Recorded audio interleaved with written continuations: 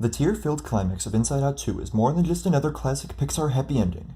As the emotions inside 13-year-old Riley's mind embrace each other, they accept that they each play a valuable role in her life. According to the psychologists who consulted on the film, it's a reflection of the latest scientific understanding of how the brain works and how people of all ages should be approaching their mental health. Dacre Keltner, a professor of psychology at the University of California, Berkeley, who worked on the story, tells The National, quote, "There's new research that says it's not all about joy. We need all these emotions in a complex mixture. Quote, for people seeking happiness, you're going to also need some anxiety, some stress, and a little bit of envy. There needs to be an acceptance of emotion. Don't condemn your emotions. Don't go to pharmaceuticals right away. Just listen to them instead."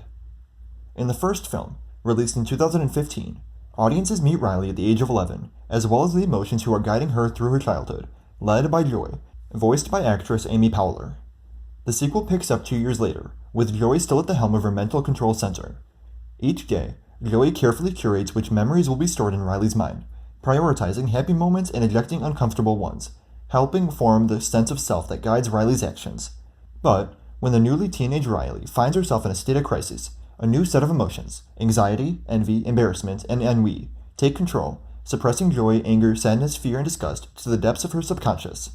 Anxiety rejects Riley's sense of self to the back of her mind and begins creating her own, using only anxiety-led emotions. But, to anxiety's shock, her new sense of self turns out to be harmful. To save Riley, all 9 emotions join forces to rescue all of the suppressed memories to form a more complex sense of self that embraces all aspects of her feelings. According to Lisa D'Amour, clinical psychologist and bestseller author of The Emotional Lives of Teenagers, that is the key message of the film. While it's largely beneficial that we're all in an era of which mental health discussion has been normalized, there's still a widespread misunderstanding that it's healthy to only embrace positive feelings, which doesn't help in the long run, she says. Quote, a lot of teenagers and a lot of parents are operating with this idea that you're only mentally healthy if you feel good, says D'Amour. And that is not how we have ever understood mental health. What is so important about this film is that it represents the reality that natural functioning involves a whole lot of emotions that are not particularly comfortable, but they are valuable. They are protective, they are growth-giving, and they all have a place in our lives and are not on their own grounds for concern.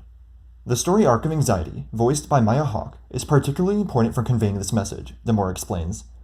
In the beginning, anxiety is the film's villain, guiding her to make morally questionable choices and abandon her loved ones for selfish pursuits.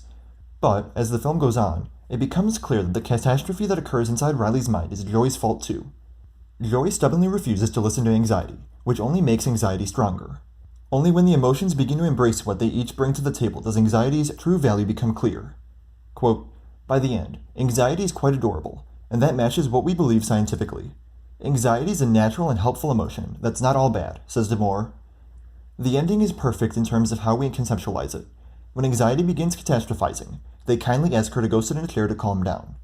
Then, anxiety reminds them that Riley has a Spanish test tomorrow, which is anxiety serving its job to anticipate real threats to protect ourselves. Oftentimes, we only consider anxiety to be pathological, as if it's only coming up with threats that aren't real. Instead, we need to embrace anxiety as part of the team, as long as it's kept in bounds. Striking this balance in particular is important for teenage girls, who can often be incredibly hard on themselves, D'Amour explains. Quote, in my first conversation with the filmmakers in early 2020, we spoke about my book Untangled, about the adolescent development of girls, D'Amour adds. I remember telling them clinically that what we try to do is help these girls recognize their imperfections, while still seeing themselves as valuable and worthy of love. Keltner, who's consulted on the first film as well, also found the film's ending to be particularly moving, especially because it reflected science that wasn't all well understood when the original was made. But even as Inside Out 2 breaks new ground in its portrayal of accurate psychological science on screen, it is far from a complete portrait of how the brain works.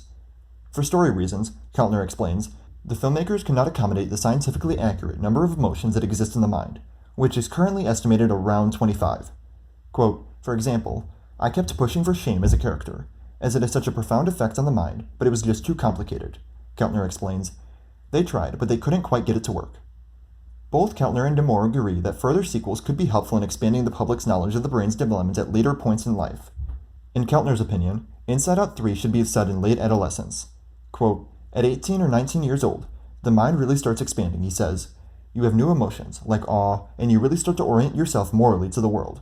Emotions such as compassion and then falling in love obviously also have a major effect. In D'Amour's view, the most important potential sequel would cover Riley becoming a mother herself, a development that also has a profound effect on a person's psychology. What did you think of Inside Out 2 if you've seen the film yourself? Remember to like the video and subscribe to follow along and stay up to date as I continue to broaden the range of topics covered here on this channel, and remember to follow me on Instagram, Twitter, and TikTok. Thank you all for watching, and remember, the Force will be with you, always.